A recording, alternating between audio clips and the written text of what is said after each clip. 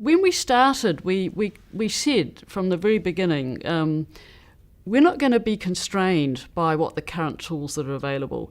We want to develop a plan that can be implemented, so we're not just going to have some pie in the sky thing. But if we come up with an issue and we think there's a solution that doesn't fit within the current toolbox, then we're not going to be constrained by that. We'll feel free to develop a new tool, and maybe that will require legislative change or a change in an agency, and we'll deal with that. I think where that's come into play the most is because we're crafting a plan which is essentially a plan where we're bringing together a Māori Indigenous worldview of the marine environment and a Western, if you like, Pākehā-led worldview, which have really clashed in the past.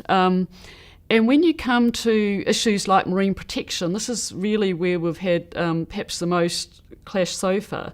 From a conservationist point of view, we need a representative network of no-take forever to protect our, parts of our marine environment from all these pressures. Well, Māori are saying, well, actually, that's not how we see the world. We see that we are part of the environment, and by you excluding us through a no-take, that's very foreign to our culture, and we see that as breaking that relationship that we have with the marine environment. So we started to talk this through and really agree, well, actually, we all want this marine environment to start to rebound and be healthy, and we agree that we need to manage some areas more carefully than others, and we need to restrict uses. But perhaps we need to talk about different tools. Perhaps we shouldn't be talking about marine reserves or marine protected areas. We should be talking about conservancies or places where we conserve, or sanctuaries.